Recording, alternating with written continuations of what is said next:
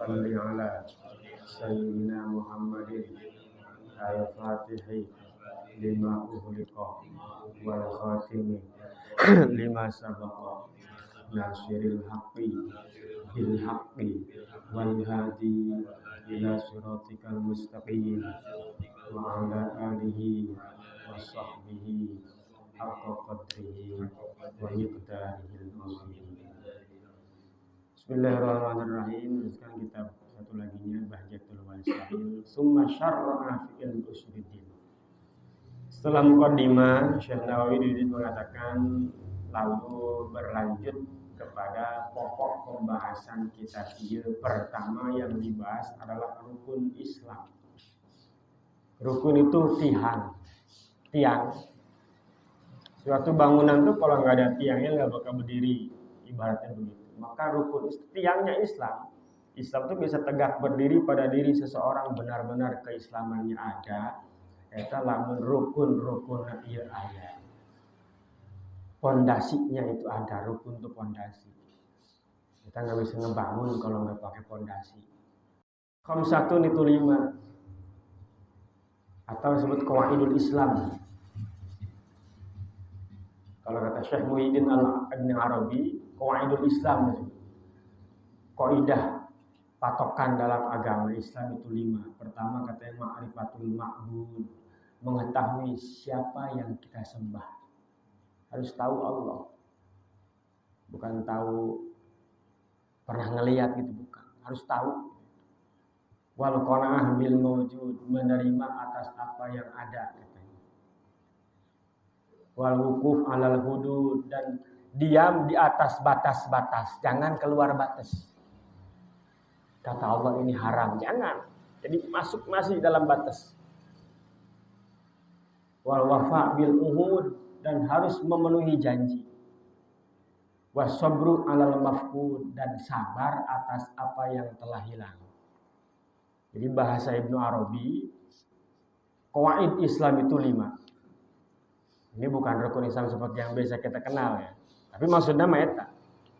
Ini bahasa lain dari seorang ulama yang memang banyak kontroversial. Muhyiddin bin Arabi, Ibnu Arabi. Maka bagi siapapun yang ingin belajar kitab karangan Ibnu Arabi itu nggak sembarangan. Karena dia orang yang jadi walinya kelas luhur gitu. Kadang-kadang bisa salah. Nah, Ibnu Arabi itu begitu. Takutnya apa yang dimaksud Ibnu Arabi tidak ketangkep sama dia, jadi pemahaman masalah. Ulama ada yang mengkategorikan kitab-kitab Ibnu Arabi itu tidak boleh sembarang dipelajari. Kudu boga landasan anu kuat, dasar anu kuat. Kata Imam Ibnu Arabi itu begini, qawaid Islam itu 5. Pertama, tahu sama Allah. Siapa Allah itu, sifat-sifatnya, gitu kan, maksudnya mengetahui itu.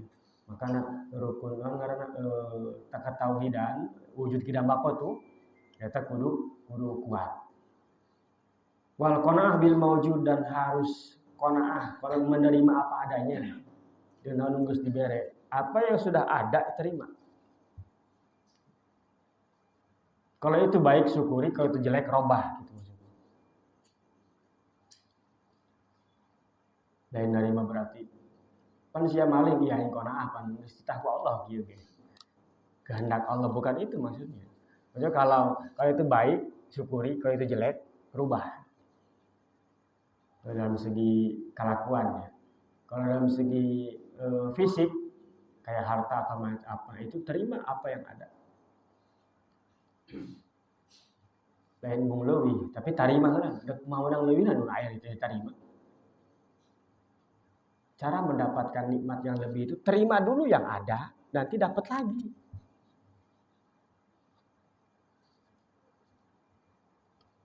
Enggak usah nyari yang enggak ada. Anu aya be syukuri heula. Bersyukur tuh begitu kan. Narik nikmat yang belum ada, menjaga nikmat yang masih ada. Yang masih ada biar enggak hilang, yang belum ada ketarik gitu. Qanaah. Nerima apa adanya. Nerima. Lain berarti ulah gawe itu lain berarti hati itu ulah hati. Kan ada ibadah hati, ada ibadah badan. Kalau awak memang Allah kita ikhtiar itu disuruh, itu kerjaan badan. Silahkan yang dagang-dagang, yang kerja-kerja. Tapi hati tetap kudu narima, kudu kona'ah. Lain urusan ujung gawe gitu lain. Bukan urusan dengan mata pencaharian. Ini urusan menerima hati. Dia mah pagawean hati, koridorna hati eta. Kalau badan ikhtiar silahkan. Yang itu disuruh. Yang penting itu hati itu nerima. Jadi gajian sebulan 50 juta narima. Ulah sia-sia. Oh tuh. Sebulan 100 juta narima kona'ah. Itu iya. Kona'ah eta. Wal wukuf 'alal hudud dan jaga batas-batas dari Allah. Kayak kali dalam hadis itu diibaratkan orang yang ngangon kan. Kalau orang yang ngangon sudah ke tanah, nempel dekat ke tanah orang, entar juga tanah orang dipakai sama dia buat diambilin jukutnya, dikasih makan sama kambingnya. Maka itu ulah keluar dari batas. Batas itu yang diharam-haramkan Allah. Jadi kalau jangan sampai kita deket-deket ke situ. Udah deket mah khawatir nanti jatuh ke situ. Di agama itu punya batas, maka harus tahu batas. Mana yang boleh, mana yang tidak. Usahakan posisi kita ada di dalam lingkaran yang masih di dalam batas, tidak keluar batas. Gampang nama, ulah ngalakonan haram, sakit itu. Listrik ibadah teu loba, ulah ngalakonan haram cukup. Ibadah biasa-biasa aja, sholat 5 waktu doang, puasa Ramadan doang, nggak apa-apa. Yang penting tidak keluar batas. Wal wafa bil uhud dan tepati janji. Janji kasa atau ke Allah khususnya ke sesama makhluk umumnya gitu. Kita sudah janji bahwa akan beriman, akan takwa, akan nurut, itu sudah janji kan. Alastu bi rabbikum qalu bala syahidna. Jadi sejak dalam perut usia 4 bulan di alam ruh itu dikasih ruh ditanya, bukankah saya ini Tuhanmu? Semua menjawab, ya. Itu udah janji itu. Maka itu penuhi janji eta teh. Eta mah janji di baheula di alam roh urang. Belum janji yang kita buat masing-masing dengan orang, dengan rekanan, dengan mitra, dengan tetangga, dengan saudara, dengan yang lain-lain. Eta deui kudu selain janji jeung Allah bahwa orang geus ngomong qalu bala syahidna, itu maksudnya kita udah siap dengan apa yang segala Allah perintahkan dan siap dengan apa yang segala Allah larang. Ketika ngomong kos gitu teh. Makanya wajar ketika orang mabok dia dosa. Karena dia udah janji dulu. Dengan ngomong syahidna itu udah janji dia. Lalu kenapa dia melanggar janji? Kata Allah sholat, yang enggak sholat dosa. Karena dia udah janji mau nurut. Kalau enggak janji mah dulu ya enggak bakal dosa. Karena udah janji, semua orang tuh udah janji. Udah mengatakan di dalam alam roh itu bala syahidna. Ya kami bersaksi ya Allah. Itu udah.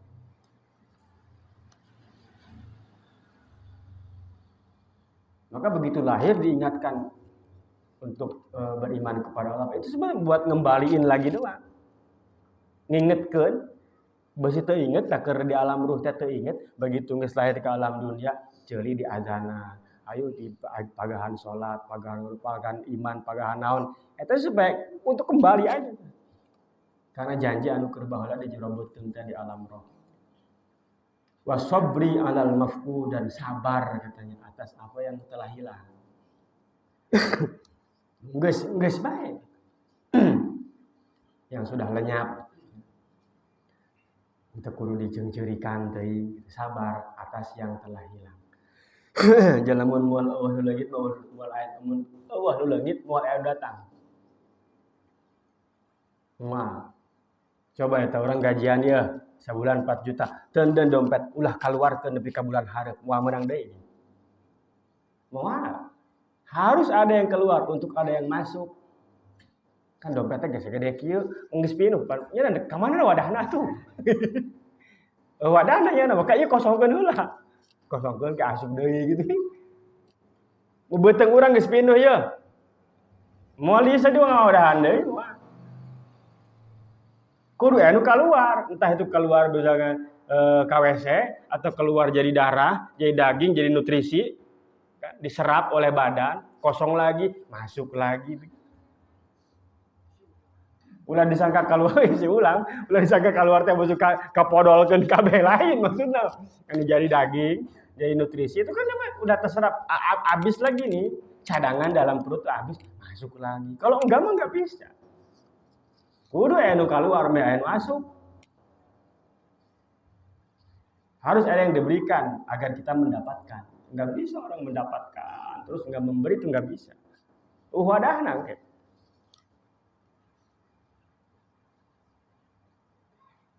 Di mana dompetna sagede kieu? Kantong sagede kieu. Kantong naon coba? Muga wadahna heula. Wadahna geus kosong. Jadi bari mah pokona mun muka dompet kosong alhamdulillah bakal dieusian gitu. Betul, bakal dieusian. Tah dieusian ku duit, ku daun, ku bon los. Pokona bakal dieusian. Ayo ya Allah ini wadahnya udah siap nih gitu. Tinggal isinya nih begitu. Ulah kieu, aduh aing ulah kitu ulah. Ya, tapi alhamdulillah wadahnya ada tinggal isinya begitu. Engke kan cik ih hebat sia eta jadi berege ku aing muji bae geus gini bere lah. Coba lamun teu menta bae cik Allah hei saya diwadahan ka mana geus pinuh eta. Mau ka dibere ku aing pinuh baru kosongkeun heula wadah can boga wadahna. Karena kan kadang sesuatu itu belum Allah berikan karena kita ya belum siap kan. Belum siap. Namanya juga isi harus ada wadah. Dan wadah itu kalau penuh nggak bisa dijejel-jejelkan, tak bisa. Ya, namun yang geus pinuh atau di wadahan cair tabur, kosongkeun heula karek isian deui. Pasti begitu. Jadi geus anu geus eueuh geus gitu. Sabar atas apa yang telah hilang. Entah hilang itu dengan sengaja atau tidak. Tapi aku beda kalau disengaja tapi teu sabar. Entah mah teu sengaja. Maksudnya lain kahayang gitu, macam kamawatan, kamusibahan, itu tuh sesuatu yang tidak kita rencanakan. Tapi lo memakai sorangan, mau dipakai ku sorangan, pasti. Tapi aku baru kos itu sabar menang memakai sorangan sih. Itu katanya pokok kaidah Islam itu.